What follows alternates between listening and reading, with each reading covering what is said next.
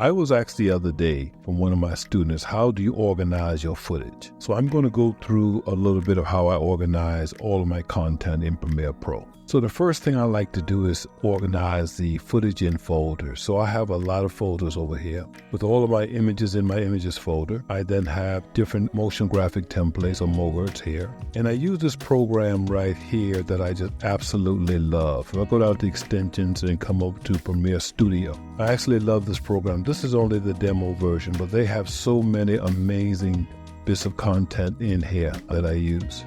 So that's a tip that is called Premiere Studio. What I then do is I love to create my content, however, and then put that content in their individual sequences and then have a master clip. So if you look in this folder right here which says sequences, and if I double click on, say, the front of the school and come down here, you notice here that I now have a sequence right here. And so what I tend to do is I tend to have my adjustment layers where if I come in and just play them, and you can see there where it had the sound effect as it comes in. The other thing that I do is I have the kids on their own individual sequences. So if I click here, and then what I've got here, if I just turn these off, and now you can actually see what that image looked like out of camera. So what I've done is I use a program called Cinema Grade, and then I use tools right here from LumaColor, and I create two separate adjustment layers. So one is my color grade, which I put the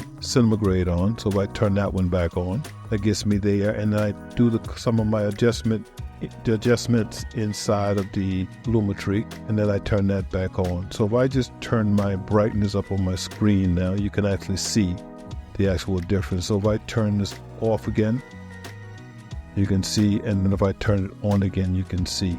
And then I have a lower third coming up here. So all of these right here are individual sequences that I've created.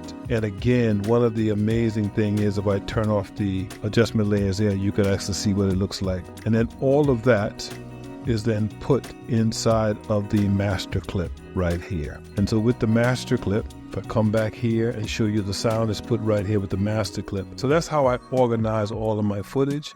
And the last thing I will say is I then have all of the different sounds. So I have different sounds for different things. I love the VF effects that you can have with sound. So I use a lot of VF effects. And then you have the demos up here, the different blocks, the different sound effects that I use for the different blocks. So again, that program is Windows. Go ahead, extensions, and come down to Premiere Studio. And here you have a lot of different tools in here that you can actually use, from sound, the color, the text, the graphics.